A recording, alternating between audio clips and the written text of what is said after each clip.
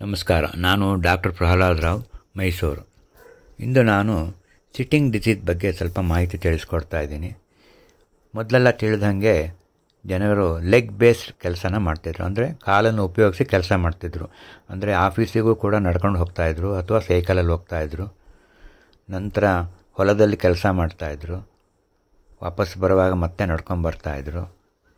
ಮನೆಯಲ್ಲಿ ನೆಲದ ಮೇಲೆ ಕೂತ್ಕೊಂಡು ಊಟ ಮಾಡ್ತಾಯಿದ್ರು.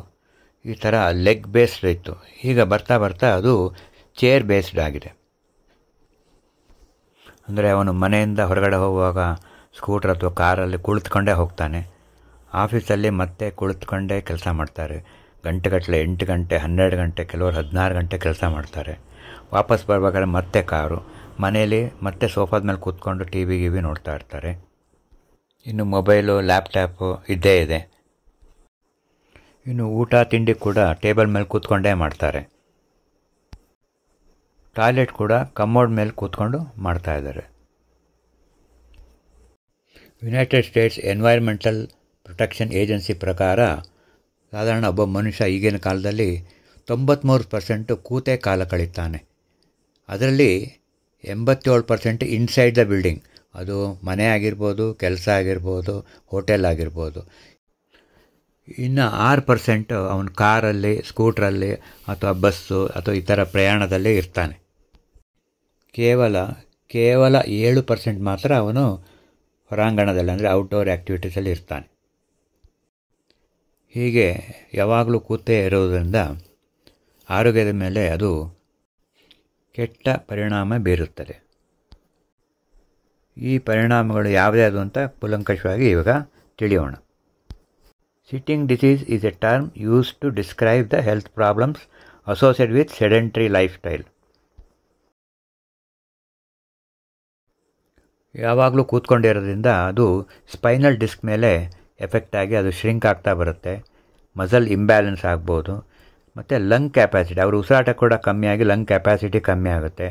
ಡೈಜೆಷನ್ ಕಮ್ಮಿ ಆಗುತ್ತೆ. ಮತ್ತು ಎಲ್ಲ ಅಂಗಾಂಗಗಳಲ್ಲೂ ರಕ್ತ ಪರಿಚಲನೆ ಕಮ್ಮಿ ಆಗುತ್ತೆ. ಬ್ರೈನ್ ಫಾಗ್ ಅಂತಾರ, ಬ್ರೈನ್ ಅಂತಾರ ಕನ್ಫ್ಯೂಷನ್ ಸ್ಟೇಟಲ್ಲಿ ಇರುತ್ತೆ. ಊಟ ತಿಂಡಿಗೂ ಪುರ್ಸೊತ್ತಿಲ್ಲದೆ ಕೆಲಸ ಮಾಡ್ತಾ ತಿನ್ನೋದು.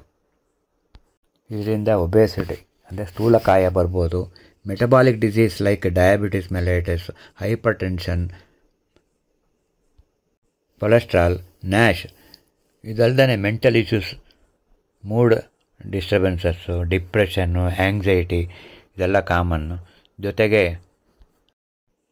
Heart diseases, diabetes, hypertension, kidney problem, liver issues and even cancer ಕೂಡ ಬರೋ ಚಾನ್ಸಸ್ ಇರುತ್ತೆ ಒಬೇಸಿಟಿಯಿಂದ.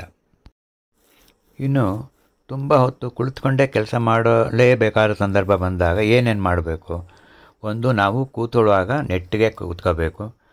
ಆದಷ್ಟು ಕುಳಿತುಕೊಂಡು ಕೆಲಸ ಮಾಡೋ ಬದಲು ನಿಂತ್ಕೊಂಡು ಮಾಡಬೇಕಾಗುತ್ತೆ, ಅಂದರೆ ಸ್ಟ್ಯಾಂಡಿಂಗ್ ಡೆಸ್ಕ್ ಸಿಗುತ್ತೆ.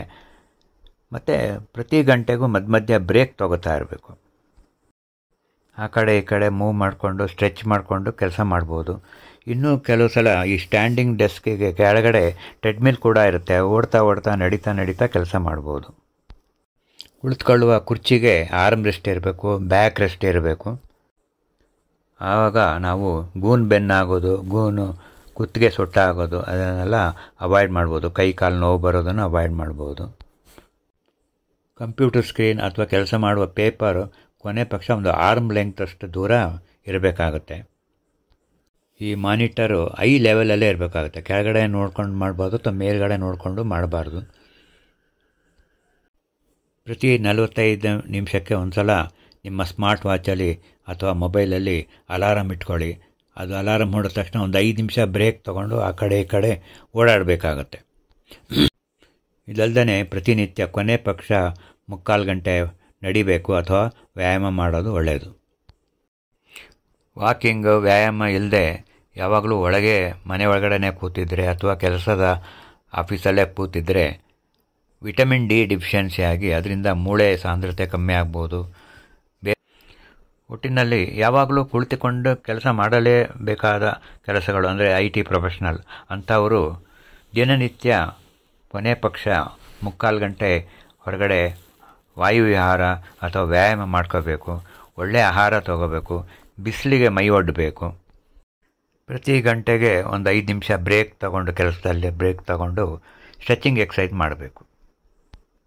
ಇನ್ನು ಆಹಾರದಲ್ಲಿ ಯಥೇಚ್ಛವಾಗಿ ಹಣ್ಣು, ತರಕಾರಿ, ಮೊಸರು ಇಂಥವನ್ನು ಉಪಯೋಗಿಸ್ಬೇಕು. ಪ್ರೋಸೆಸ್ ಫುಡ್ ಅಂದರೆ ಬೇಕ್ರಿ ಫುಡ್ಡು, ಸ್ಟ್ರೀಟ್ ಫುಡ್ಡನ್ನು ಆದಷ್ಟು ಅವಾಯ್ಡ್ ಮಾಡಿ.